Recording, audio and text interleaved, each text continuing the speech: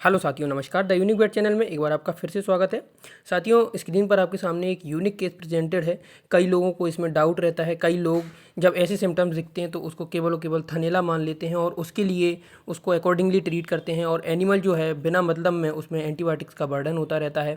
तो इस वीडियो को देखने के बाद आप क्लियर हो जाएंगे कि मैस्टाइटिस और जो अडर इडीमा रहता है उसमें आप किस प्रकार डिफ्रेंशिएट कर सकते हैं।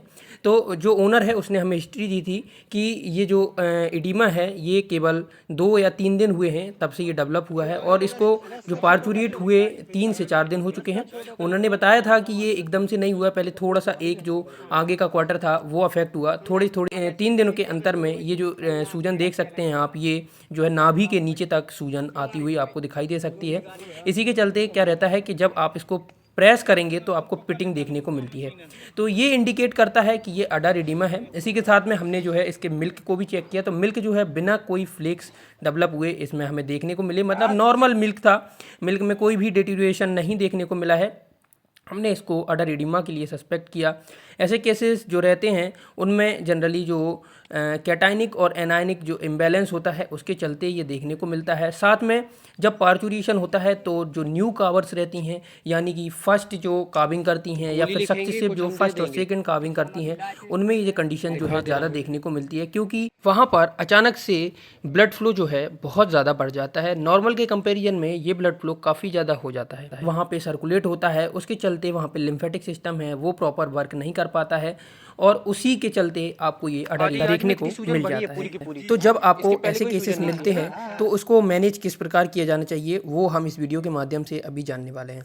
अडर इडीमा के केसेस में आपको जो एनिमल है उसमें ऑक्सीडेटिव स्ट्रेस जो है एनिमल में रहता है। तो सबसे पहले आपको ऐसे केसेस में एंटीऑक्सीडेंट्स जो रहते हैं जैसे कि विटामिन ई और सेलेनियम के इंजेक्शंस आते हैं, विटामिन सी यानी एस्कॉर्बिक एसिड की टैबलेट्स आती हैं, आप उसका इस्तेमाल कर सकते हैं। इंजेक्टेबल फॉर्म में भी आप उसका इस्तेमाल कर सकते हैं। तो कई मैक्सिमम केसेस जो रहते हैं आप केवल और केवल जो एस्कॉर्बिक एसिड के इंजेक्शन और ये जो टैबलेट फॉर्म में आप टैबलेट खिलाते हैं उनसे ही मैनेज होते हैं और 50% से ज़्यादा केसेस में आप इन केसेस को केवल और केवल जो विटामिन सी के इंजेक्शन और टैबलेट्स रहते हैं उनसे मैनेज कर सकते हैं।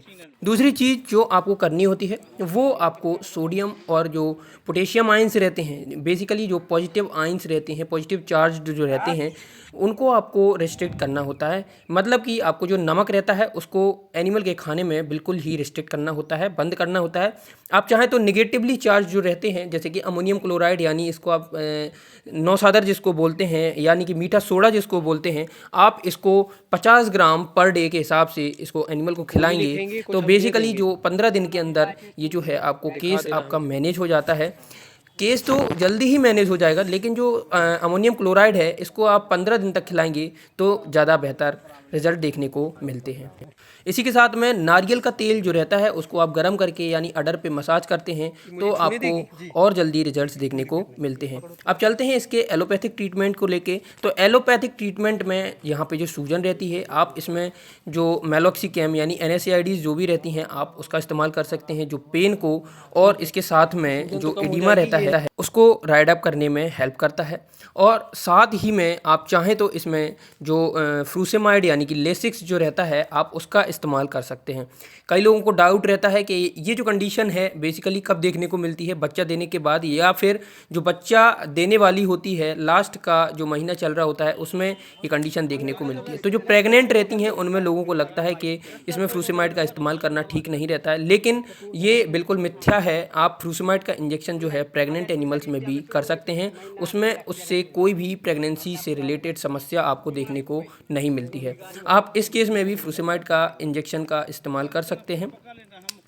तमाम तरीके के मार्केट में जो ऑइंटमेंट्स आते हैं जैसे कि जिसमें पायरोक्सिकम रहता है या फिर जो भी NSAID के कंपोजिशन में जो ऑइंटमेंट्स आते हैं आप उनको अडर पे लगाएंगे तो उससे भी एनिमल का जो है सूजन जो है इसको ख़त्म होने में आपको मदद मिलेगी। एक चीज़ का विशेष ध्यान रखना है कि ऐसे केसेस में आपको कभी भी एंटीबायोटिक का इस्तेमाल नहीं करना है, क्योंकि जो भी एंटीबायोटिक आप लगाते हैं ऑलरेडी वो एंटीबायोटिक वो हम मिल्क के थ्रू हमारे अंदर जो है रेजिस्टेंस पैदा कर रही है। तो ह्यूमंस के वेलफेयर के लिए आपसे गुजारिश है कि एनिमल की जो डिसीज़ होती हैं उसको अच्छे से डायग्नोस करके उसके बाद ही उसमें एंटीबायोटिक का इस्तेमाल करें, क्योंकि इससे जो है एंटीबायोटिक रेजिस्टेंस ह्यूमन कंडीशन में डेवलप होते हुए दिख रही है और आगे के 10 साल अगर इसी तरह एंटीबायोटिक का मिसयूज होता रहा तो ह्यूमंस में कोई एंटीबायोटिक काम नहीं करेगी। तो मेरे साथ बने रहने के लिए आप सभी का धन्यवाद। यदि वीडियो पसंद आ जाए तो वीडियो को लाइक और चैनल को सब्सक्राइब करके अपने दोस्तों के साथ वीडियो को शेयर जरूर कर दीजिएगा। इसमें जो इन्फॉर्मेशन है वो बहुत ज़्यादा कीमती है, तो ये इन्फॉर्मेशन सब तक पहुँच सके। धन्यवाद, नमस्कार, शुक्रिया।